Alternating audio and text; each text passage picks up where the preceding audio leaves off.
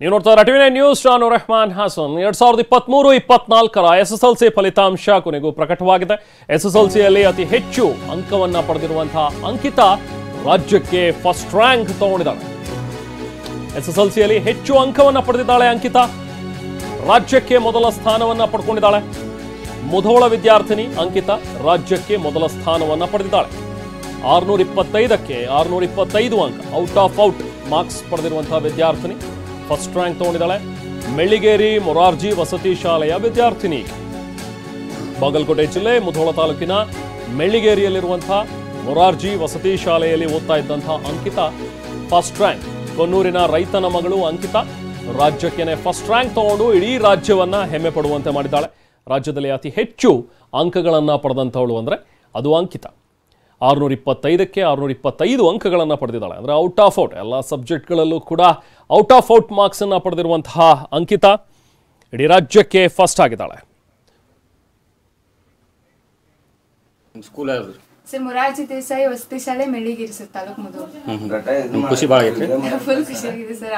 ನಮ್ಗಿಂತ ನಮ್ಮ ಟೀಚರ್ಸ್ಗೆ ಪೇರೆಂಟ್ಸ್ಗೆ ಫುಲ್ ಖುಷಿ ಆಗಿದೆ. ಮುಂದಿನ ನಮ್ಮ ಕನಸು ಸರ್ PU ಸೈನ್ಸ್ ಮಾಡ್ಕೊಂಡು ಆ ನಂತರ IAS ಆಫೀಸರ್ ಆಗಬೇಕು. ಆಯ್ತು, ಕಂಗ್ರಾಚುಲೇಷನ್. Thank you sir. ನಿಮ್ಮ ಸ್ಕೂಲ್ ಯಾವ್ದು? ಸರ್ ಮೊರಾರ್ಜಿ ದೇಸಾಯಿ ವಸತಿ ಶಾಲೆ ಮೆಳ್ಳಿಗೇರಿ ಸರ್, ತಾಲೂಕು ಮುಧೋಳ. ಖುಷಿ ಭಾಳ ಐತ್ರಿ. ಫುಲ್ ಖುಷಿ ಆಗಿದೆ ಸರ್. ನಮ್ಗಿಂತ ನಮ್ಮ ಟೀಚರ್ಸ್ಗೆ ಪೇರೆಂಟ್ಸ್ಗೆ ಫುಲ್ ಖುಷಿ ಆಗಿದೆ. ಮುಂದಿನ ನಮ್ಮ ಕನಸು ಸರ್ PU ಸೈನ್ಸ್ ಮಾಡ್ಕೊಂಡು ಆ ನಂತರ IAS ಆಫೀಸರ್ ಆಗಬೇಕು. ಆಯ್ತು, ಕಂಗ್ರಾಚುಲೇಷನ್. Thank you sir. ನಿಮ್ಮ ಸ್ಕೂಲ್ ಯಾವ್ದು? ಸರ್ ಮೊರಾರ್ಜಿ ದೇಸಾಯಿ ವಸತಿ ಶಾಲೆ ಮೆಳ್ಳಿಗೇರಿ ಸರ್, ತಾಲೂಕು ಮುಧೋಳ. ಖುಷಿ ಭಾಳ ಐತ್ರಿ. ಫುಲ್ ಖುಷಿ ಆಗಿದೆ ಸರ್. ನಮ್ಗಿಂತ ನಮ್ಮ ಟೀಚರ್ಸ್ಗೆ ಪೇರೆಂಟ್ಸ್ಗೆ ಫುಲ್ ಖುಷಿ ಆಗಿದೆ. ಮುಂದಿನ ನಮ್ಮ ಕನಸು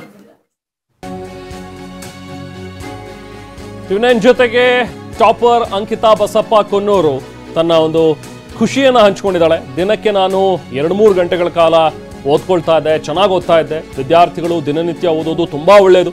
ಅವಾಗಿಂದ ಅವಾಗ ಕ್ಲಾಸಸ್ಸಲ್ಲಿ ಮಾಡಿರುವಂಥ ಒಂದು ಪಾಠಗಳೇನಿರುತ್ತೆ ಅದನ್ನು ಅವಾಗಲೇ ಓದ್ಕೋಬೇಕು. ಆ ದಿನದ ವಿಷಯವನ್ನು ಅವತ್ತೇ ಓದ್ಕೊಂಡ್ರೆ ಅದು ಅನುಕೂಲ ಆಗುತ್ತೆ. ಕೊನೆ ಟೈಮ್ನಲ್ಲಿ ಎಲ್ಲ ಓದ್ತೀನಿ ಅಂತ ಹೇಳಿದ್ರೆ ಅದು ಕಷ್ಟ ಆಗುತ್ತೆ ಅಂತ ಹೇಳಿ ಟಾಪರ್ ಅಂಕಿತಾ ತನ್ನ ಒಂದು ದಿನಚರಿ ಹೇಗಿತ್ತು ಅನ್ನುವಂಥದ್ದನ್ನು ಹೇಳ್ಕೊಂಡಿದ್ದಾಳೆ. ಶಾಲೆಯಲ್ಲಿ ನಮಗೆ ವಿಷಯ ಅರ್ಥ ಆಗೋವರೆಗೂ ಕೂಡ ಬಿಡ್ತಾ ಇರಲಿಲ್ಲ. ನಾನು PUC ಸೈನ್ಸ್ ಮಾಡಬೇಕು ಅಂತ ಅಂದ್ಕೊಂಡಿದ್ದೀನಿ, IAS ಬರೀಬೇಕು ಅಂದ್ಕೊಂಡಿದ್ದೀನಿ ಅಂತಲೂ ಕೂಡ ತನ್ನ ಖುಷಿಯನ್ನು ಹಂಚ್ಕೊಂಡಿದ್ದಾಳೆ. IAS ಮಾಡಬೇಕು, IAS ಆಫೀಸರ್ ಆಗಬೇಕು ಅಂತ ನನಗೆ ಕನಸಿದೆ ಅಂತ ಹೇಳಿ ಮಾತಾಡಿದಾಳೆ. ವಿಷಯದ ಬಗ್ಗೆ ಮಾಹಿತಿ ಬೇಕಾದರೆ ಯೂಟ್ಯೂಬನ್ನು ನೋಡ್ಕೋತಾ ಇದ್ವಿ, ಅದರಲ್ಲಿ ಮತ್ತಷ್ಟು ಹೆಚ್ಚು ನಮಗೆ ಸಿಗ್ತಾ ಇತ್ತು ವಿಷಯಗಳು, ಸಬ್ಜೆಕ್ಟ್ ಬಗ್ಗೆ ನಾಲೆಡ್ಜ್ ಸಿಗ್ತಾ ಇತ್ತು ಅಂತಲೂ ಕೂಡ ಆಕೆ ಮಾತಾಡಿದಾಳೆ. ಬನ್ನಿ ಅಂಕಿತಾ ಬಸಪ್ಪ ನಮ್ಮ ಜೊತೆಗೆ ಟಿವಿ9 ಜೊತೆಗೆ ತನ್ನ ಒಂದು ಖುಷಿಯನ್ನು ಹಂಚ್ಕೊಂಡು ಸೊ ಏನೇನು ಹೇಳಿದಾಳೆ ಅಂಕಿತಾ, ಬನ್ನಿ ನೋಡೋಣ. ಕಂಗ್ರ್ಯಾಚುಲೇಷನ್ಸ್. ಮೊದಲನೇದಾಗಿ ಒಳ್ಳೆ ಸಾಧನೆ, ನಿಜವಾಗ್ಲೂ ಖುಷಿ ಆಗುತ್ತೆ. 625ಕ್ಕೆ 625 ಮಾರ್ಕ್ಸು ಕೂಡ ತೆಗೆದುಕೊಳ್ಳೋದು ಅಂದರೆ ಅಷ್ಟು ಸುಲಭ ಏನಲ್ಲ. ಈ ಒಂದು ಪರ್ಫಾರ್ಮೆನ್ಸ್ ಬಗ್ಗೆ ತಾವೇನು ಹೇಳ್ತೀರಂದರೆ, ನೀವು ಮೊದಲೇ ಪ್ರಿಪೇರ್ ಆಗಿದ್ರೆ ಎಕ್ಸ್ಪೆಕ್ಟ್ ಮಾಡಿದ್ರೆ ಎಷ್ಟು ಬರುತ್ತೆ ಅಂತ? ಸರ್ ಮೊದಲನೇದಾಗಿ ತುಂಬಾ ಖುಷಿ ಆಯ್ತು ಸರ್. ಮನೆಯಲ್ಲಿ ಆಯ್ತು, ಟೀಚರ್ಸ್ಗೆ ಆಯ್ತು, ತುಂಬಾ ಖುಷಿ ಆಯ್ತು ಸರ್. ಎಕ್ಸ್ಪೆಕ್ಟೇಷನ್ ಬಂದ್ಬಿಟ್ರೆ ಎಕ್ಸ್ಪೆಕ್ಟೇಷನ್ ಸ್ವಲ್ಪ 100% ಅಲ್ಲಿ 99% ಏನೋ ಇತ್ತು, ಆದ್ರೂ ಕೂಡ 1% ಎಲ್ಲೋ ಸ್ವಲ್ಪ ಡೌಟ್ ಹೊಡಿತಿತ್ತು, ಆದ್ರೂ ತುಂಬಾ ಖುಷಿ ಆಯ್ತು ಸರ್. ರೈಟ್. ಯೂಶಲ್ ಆಗಿ ನಾವೆಲ್ಲ ಕೇಳ್ತೀವಿ ಪ್ರಿಪ್ರೇಷನ್ ಹೇಗೆ ಮಾಡಿದ್ರಿ ಅಂತ.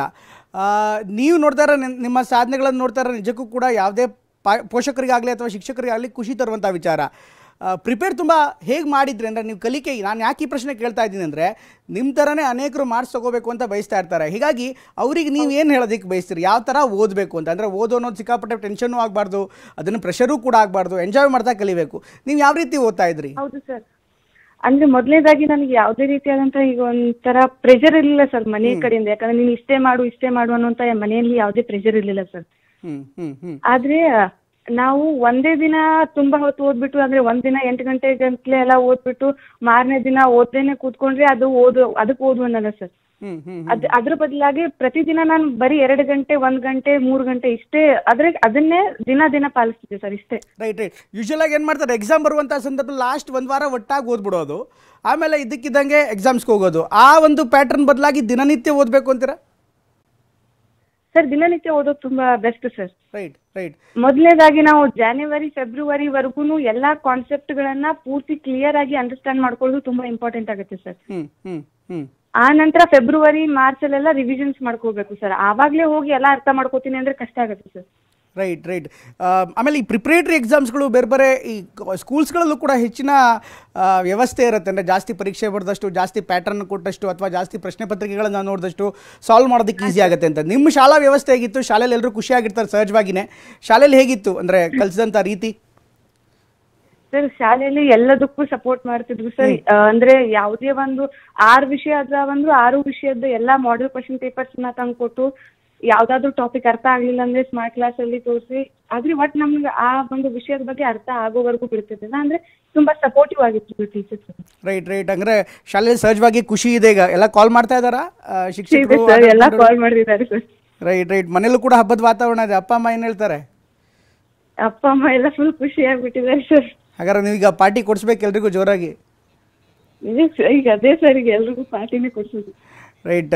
ಮುಂದೆ ಏನು ಮಾಡಬೇಕು ಅಂತಿದ್ದೀರಾ? ಈಗ ಈ ಒಂದು ಅಂಕಿಅಂಶ ಅಥವಾ ಈ ಒಂದು ಅಂಕ ಏನಿದೆ ಪ್ರಮುಖವಾಗಿ ಮುಂದೆ ಉನ್ನತ ವ್ಯಾಸಂಗಕ್ಕೆ ತುಂಬ ಅನುಕೂಲ. ಅಂದರೆ SSLC ಮಾರ್ಕ್ಸ್ ಏನಿರುತ್ತೆ ತುಂಬ ಹೆಲ್ಪ್ ಆಗುತ್ತೆ ಮುಂದಿನ ದಿನಗಳಲ್ಲಿ. ಸೊ ನೀವು ಏನು ನಿರ್ಧಾರ ಮಾಡಿದಿರಿ? ಏನು ಆಯ್ಕೆ ಮಾಡ್ಕೋಬೇಕು? ಸೈನ್ಸ್ ಅಥವಾ ಯಾವ ಫೀಲ್ಡನ್ನು ಆಯ್ಕೆ ಮಾಡ್ಕೋಬೇಕು ಅಂತಿದ್ದೀರಿ? ಸರ್ PUC ಸೈನ್ಸ್ ಮಾಡಬೇಕು ಸರ್. PUC science. ಯಾಕೆ PUC ಸೈನ್ಸ್ ಅಂದರೆ ಮೊದಲಿಂದಲೂ ಕೂಡ ಡಿಸೈಡ್ ಮಾಡಿದ್ರಾ? ಇಲ್ಲ ಸರ್, ಮೊದಲಿಂದನೂ ನನಗೆ ಸೈನ್ಸ್ ಮ್ಯಾಥ್ಸ್, ಅದರಲ್ಲೂ ಮ್ಯಾಥ್ಸ್ ಸಬ್ಜೆಕ್ಟ್ ಅಂದರೆ ತುಂಬ ಫೇವ್ರೇಟು. ಅದರ ಮತ್ತು ಸೈನ್ಸು ಮ್ಯಾಥ್ಸ್ ಫೇವ್ರೇಟ್ ಇರುತ್ತೆ, ಸೈನ್ಸ್ ತುಂಬ. ರೈಟ್. ಈ ಮುಂದೆ ಏನಾಗಬೇಕು ಅಂತ ಕನಸು ಕಾಣ್ತಾ ಇದ್ದೀರಾ ನೀವು? ಅಂದರೆ ಸೈನ್ಸಲ್ಲಿ ಯಾವ ಸಬ್ಜೆಕ್ಟ್ ತೊಗೋತೀರಿ? ಯಾಕೆಂದರೆ ನಿಮ್ಮ ಅಂಕಗಳನ್ನು ನೋಡ್ತಾ ಇದ್ದರೆ ತುಂಬ ಮೆರಿಟ್ ಇದೆ, ಟ್ಯಾಲೆಂಟು ಕೂಡ ಇದೆ. ಹೀಗಾಗಿ ಮುಂದಿನ ಸಾಧನೆ ಮಾಡಬೇಕು ಅಂದರೆ ಯಾವ ಕ್ಷೇತ್ರವನ್ನು ಆಯ್ಕೆ ಮಾಡ್ಕೋತೀರಿ? ಏನಾಗಬೇಕು ಅಂದ್ಕೊಂಡಿದ್ದೀರಿ? ಸರ್ IAS ಆಫೀಸರ್ ಆಗಬೇಕು ಸರ್. ರೈಟ್. IAS ಆಫೀಸರ್ ಆಗಬೇಕು ಅಂದ್ರೆ ಅದಕ್ಕೆ ಈಗಾಗಲೇ ಪ್ರಿಪ್ರೇಷನ್ಸ್ ಮಾಡ್ತಿದ್ದೀರಾ? ಇನ್ನೂ ಇಲ್ಲ ಸರ್, ಇನ್ಮೇಲೆ ಸ್ಟಾರ್ಟ್ ಮಾಡಬೇಕು ಸರ್. ರೈಟ್. ವೆರಿ ಇಂಪಾರ್ಟೆಂಟ್ಲಿ ಒಂದು ಪ್ರಶ್ನೆ ಕೇಳಲೇಬೇಕು. ಈಗಾಗಲೇ ಓದೋದು ಒಂದು ಭಾಗ, ಬಟ್ ಇವತ್ತಿನ ಕಾಲದಲ್ಲಿ ಅಷ್ಟೇ ದೊಡ್ಡ ಡಿಸ್ಟರ್ಬೆನ್ಸು ಕೂಡ ಇದೆ. ಪ್ರಮುಖವಾಗಿ ಸೋಷಿಯಲ್ ಮೀಡಿಯಾ, ಫೇಸ್ಬುಕ್ ಇರ್ಬೋದು, ವಾಟ್ಸಪ್ ಇರ್ಬೋದು, ಮೊಬೈಲ್ ಫೋನ್ಗಳಿರ್ಬೋದು.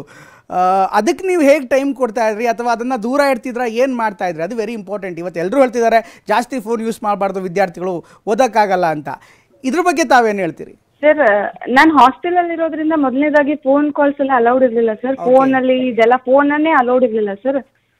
ಅದೇ ಯಾವ್ದಾದ್ರು ಒಂದು ಸಬ್ಜೆಕ್ಟ್ ಬಗ್ಗೆ ಜಾಸ್ತಿ ಇನ್ಫಾರ್ಮೇಶನ್ ಬೇಕಾದ್ರೆ ನಾವು ಯೂಟ್ಯೂಬ್ ಅಲ್ಲಿ ಈ ತರ ವಿಡಿಯೋಸ್ ಅನ್ನ ಜಾಸ್ತಿ ನೋಡ್ತಿದ್ವಿ ಸರ್. Right right. ಈ ಸೋಷಿಯಲ್ ಮೀಡಿಯಾ ಅಂದರೆ ನೀವು ಯಾವ ರೀತಿ ನೋಡ್ತೀರಿ ಆಸ್ ಎ ಸ್ಟೂಡೆಂಟ್ ಆಗಿ? ಸೋಷಿಯಲ್ ಮೀಡಿಯಾನ ಯಾವ ರೀತಿ? 2 ಆಪ್ಷನ್ಸ್ ಇದೆ. ನೀವು ಎಂಟರ್ಟೈನ್ ಬೇಕು ಅಂದರೆ ಎಂಟರ್ಟೈನ್ಮೆಂಟು ಇದೆ, at the same time educations informations ಬೇಕು ಅಂದರೆ ಅದು ಕೂಡ ಇದೆ. ಸೊ ಆ್ಯಸ್ ಎ ವಿದ್ಯಾರ್ಥಿಯಾಗಿ, ಈಗ ರ್ಯಾಂಕ್ ಬಂದಿರುವಂಥ ವಿದ್ಯಾರ್ಥಿಯಾಗಿ ಸೋಷಿಯಲ್ ಮೀಡಿಯಾನ, ಮೊಬೈಲ್ ಫೋನ್ನ ಹೇಗೆ ಯೂಸ್ ಮಾಡಬೇಕು ಅಂತ ತಾವು ಸಲಹೆ ಕೊಡ್ತೀರಿ ನಿಮ್ಮ ಬೇರೆ ವಿದ್ಯಾರ್ಥಿಗಳಿಗೂ ಕೂಡ? ಸರ್ ಸದ್ಯಕ್ಕೆ ಅದೆಲ್ಲ ಜಾಸ್ತಿ ಯೂಸ್ ಮಾಡದೇ ಇದ್ರೆ ಬೆಟರ್ ಅಂತ ಅನ್ಸುತ್ತೆ. ಯಾಕಂದ್ರೆ ಡಿಸ್ಟ್ರಾಕ್ಷನ್ಸ್ ತುಂಬಾ ಆಗುತ್ತೆ ಸರ್. ರೈಟ್. ಇನ್ನು ನೆಕ್ಸ್ಟ್ ಮುಂದಿನ ವರ್ಷ ಕೂಡ ಬರ್ತಾರೆ ಅನೇಕ ವಿದ್ಯಾರ್ಥಿಗಳು ಇಲ್ಲಿ ಬರ್ತಾರೆ, ಈ ಭಾಗಕ್ಕೆ ಎಕ್ಸಾಮ್ ಬರೀತಾರೆ. ಅವ್ರಿಗೆ ಏನು ಹೇಳೋದಕ್ಕೆ ಬಯಸ್ತೀರಿ ಮತ್ತೆ ಎಕ್ಸಾಮ್ ಬರೆಯೋರಿಗೆ? ಅವರಿಗೆ ಏನಿಲ್ಲ ಸರ್, ಕನ್ಸಿಸ್ಟೆನ್ಸಿ ಮೇಂಟೈನ್ ಮಾಡಬೇಕು. ಹಾರ್ಡ್ ವರ್ಕ್ ಮತ್ತೆ ಸ್ಮಾರ್ಟ್ ವರ್ಕ್ ಎರಡನ್ನೂ ಕೂಡ ಮಾಡಬೇಕು. ಕಾನ್ಸೆಪ್ಟ್ ಅಂಡರ್ಸ್ಟ್ಯಾಂಡಿಂಗಿಗೆ ಜಾಸ್ತಿ ಫೋಕಸ್ ಮಾಡಿದ್ರೆ ಸಾಕು ಸರ್, ಆರಾಮಾಗುತ್ತೆ. Right right. ಮತ್ತೊಂದು, ಈಗ ಅನೇಕರು ಫೇಲ್ ಆಗಿದ್ದಾರೆ. ಫೇಲ್ ಆದವರು ಕೂಡ ನಮ್ಮ ಸಹಪಾಠಿಗಳೇ, ನಮ್ಮ ಹುಡುಗರೇ, ನಮ್ಮ ಹುಡುಗಿರೇ. ಇಲ್ಲಿರುವಂಥ ವಿಚಾರ ಅಂದರೆ ಅಂಥವ್ರಿಗೆ ಈಗ ಅಂದರೆ ನೆಕ್ಸ್ಟ್ ಸಪ್ಲಿಮೆಂಟ್ರಿ ಕೂಡ ಬರುತ್ತೆ, ಅವರಿಗೆ ಮತ್ತೆ ವಾಪಸ್ ಕಮ್ ಬ್ಯಾಕ್ ಮಾಡೋದಕ್ಕೆ ನೀವೇನು ಹೇಳೋದಕ್ಕೆ ಬಯಸ್ತೀರಿ? ಹೇಗೆ ಆ ಹುಡುಗರು ನಿಮ್ಮ ಯಾವ ಥರ ಓದಬೇಕಾಗುತ್ತೆ? ಏನು ತಪ್ಪು ಮಾಡಿದ್ದಾರೆ, ಏನು ತಪ್ಪು ಮಾಡಬಾರ್ದು ಅನ್ಸುತ್ತೆ? ಸರ್ ಎಷ್ಟೋ ಜನ ಎಲ್ಲಾನು ಓದಿರ್ತಾರೆ, ಆದ್ರೆ ಬರೆಯೋದ್ರಲ್ಲಿ ಗಡಿಬಿಡಿ ಮಾಡ್ಕೊಂಡು ಕೆಲವೊಂದಿಷ್ಟು ಜನ ಫೇಲ್ ಕೂಡ ಆಗಿರ್ತಾರೆ, ಕೆಲವೊಂದಿಷ್ಟು ಜನ ಕೇರ್ಲೆಸ್ ಆಗಿ ಕೂಡ ಫೇಲ್ ಆಗಿರ್ತಾರೆ. ಓಕೆ. ಅವರೆಲ್ಲ ಸ್ವಲ್ಪ ಅವ್ರ ಜೀವನದ ಕಡೆ ಯೋಚನೆ ಮಾಡಿ ಒಂದ್ ಸ್ವಲ್ಪ ಓದಿನ ಕಡೆ ಗಮನ ಕೊಟ್ಟು ಓದೋದ್ರಲ್ಲಿ ಇಂಪಾರ್ಟೆನ್ಸ್ ತೋರಿಸಿದ್ರೆ ನೆಕ್ಸ್ಟ್ ಸಪ್ಲಿಮೆಂಟರಿಯಲ್ಲಿ ಅವರು ಕೂಡ ಪಿಕ್ ಆನ್ ಆಗ್ಬೋದು ಅಂತ ಅನ್ಸುತ್ತೆ. ರೈಟ್. ಇದು ಅಂಕಿತಾ ಮಾತು. ಹಾಗೆ ವಿದ್ಯಾರ್ಥಿನಿ ಅಂಕಿತಾ ಸಾಧನೆಗೆ ಅಲ್ಲಿನ DC ಜಾನಕಿಯವರು ಕೂಡ ಶ್ಲಾಘನೆಯನ್ನು ವ್ಯಕ್ತಪಡಿಸಿದ್ದಾರೆ. ಅಂಕಿತಾ ಬಸಪ್ಪ ಜಿಲ್ಲೆಯ ಪ್ರತಿಷ್ಠೆಯನ್ನು ಹೆಚ್ಚಿದ್ದಾಳೆ. ಅಂಕಿತಾ ಸಾಧನೆ ಇತರೆ ವಿದ್ಯಾರ್ಥಿಗಳಿಗೂ ಕೂಡ ಮಾದರಿಯಾಗಬೇಕು ಅಂತ ಹೇಳಿ ಮಾತಾಡಿದ್ದಾರೆ. SSLC ಪರೀಕ್ಷೆಯ ಫಲಿತಾಂಶ ಪ್ರಕಟ ಆಗಿದೆ. ನಮ್ಮ ಜಿಲ್ಲೆಯ ಮುಧೋಳ ತಾಲೂಕಿನ ವೆಳ್ಳಿಗೆರೆ ಮೊರಾರ್ಜಿ ವಸತಿ ಶಾಲೆಯಲ್ಲಿ ಅಭ್ಯಾಸ ಮಾಡ್ತಿರುವ ಅಂಕಿತಾ ಬಸಪ್ಪ 625ಕ್ಕೆ 625 ಅಂಕಗಳನ್ನು ಗಳಿಸಿ ಜಿಲ್ಲೆಯ ಒಂದು ಪ್ರತಿಷ್ಠೆಯನ್ನು ಹೆಚ್ಚು ಮಾಡಿದ್ದಾಳೆ. ಅವಳ ಪ್ರಯತ್ನಕ್ಕೆ ಜಿಲ್ಲಾಡಳಿತ ಎಲ್ಲರ ಪರವಾಗಿ ಅತ್ಯಂತ ಹೃತ್ಪೂರ್ವಕ ಶುಭಾಶಯಗಳನ್ನು ಹೇಳ್ತಾ ಇದ್ದೀನಿ. ಅವಳು ಇಡೀ ಜಿಲ್ಲೆಗೆ ಮಾದರಿಯಾಗಿದ್ದಾಳೆ. ಅವಳ ಇನ್ಸ್ಪಿರೇಷನ್ನಿಂದ ಈಗೇನು 9ನೇ ಕ್ಲಾಸು ಅಥವಾ ಹೈಸ್ಕೂಲಲ್ಲಿ ಪ್ರಾಥಮಿಕ ವಿದ್ಯಾಭ್ಯಾಸ ಮಾಡ್ತಿರೋ ಎಲ್ರಿಗೂ ಕೂಡ ಆಕೆ ಸ್ಫೂರ್ತಿಯಾಗಿದ್ದಾಳೆ. ಅವರ ಸ್ಫೂರ್ತಿಯಿಂದ ನಮ್ಮ ಇನ್ನುಳಿದ ಎಲ್ಲ ವಿದ್ಯಾರ್ಥಿಗಳು ಕೂಡ ತಮ್ಮ ಶೈಕ್ಷಣಿಕ ಸಾಧನೆಯನ್ನು ಉನ್ನತ ಮಟ್ಟಕ್ಕೆ ಏರಕ್ಕೆ ಸಹಾಯ ಮಾಡುತ್ತೆ ಅಂತ ನಾನು ಭಾವಿಸಿದ್ದೀನಿ. ಅಂಕಿತಾ ಬಸಪ್ಪ ಇನ್ನೂ ಉತ್ತಮವಾದ ಒಂದು ಉನ್ನತವಾದ ಸಾಧನೆ ಮಾಡೋಕ್ಕೆ ಅವಳಿಗೆ ಕುಟುಂಬ ಎಷ್ಟು ಸಾಥ್ ನೀಡುತ್ತೋ ನಾವು ಕೂಡ ಜಿಲ್ಲಾಡಳಿತದ ಪರವಾಗಿ ಎಲ್ಲ ರೀತಿಯ ಸಹಕಾರವನ್ನು ನೀಡ್ತೀವಿ. ಅವಳ ಮುಂದಿನ ವಿದ್ಯಾಭ್ಯಾಸ ಕೂಡ ಇದೇ ರೀತಿ ಅಗ್ರಗಣ್ಯವಾಗಿ ಇರಲಿ. ಅವಳ ಕನಸು ಏನಿದೆ ಆ ಕನಸನ್ನು ನನಸು ಮಾಡೋಕ್ಕೆ ಅವಳ ಈ ಒಂದು ಪ್ರಯತ್ನ ಏನಿದೆ, ಈ ಪ್ರಯತ್ನ ಇದೇ ರೀತಿ ಸಾಗಲಿ. ಮತ್ತೊಮ್ಮೆ ಅವಳಿಗೆ ಜಿಲ್ಲಾಡಳಿತದ ಪರವಾಗಿ wish you all the best ಅಂತ ಹೇಳ್ತಾ, ಇನ್ನುಳಿದ ನನ್ನ ಎಲ್ಲ ವಿದ್ಯಾರ್ಥಿ ಮಿತ್ರರು ಕೂಡ ಅವಳನ್ನು ಸ್ಫೂರ್ತಿಯನ್ನಾಗಿ ಪಡೆದು ತಮ್ಮ ಒಂದು ಸಾಧನೆಯನ್ನು ಮತ್ತಷ್ಟು ಉನ್ನತ ಮಟ್ಟಕ್ಕೆ ಏರಿಸಲು ಅಂತ ನಾನು ಆಶಿಸ್ತೀನಿ. Once again wish you all the best Ankita Basappa.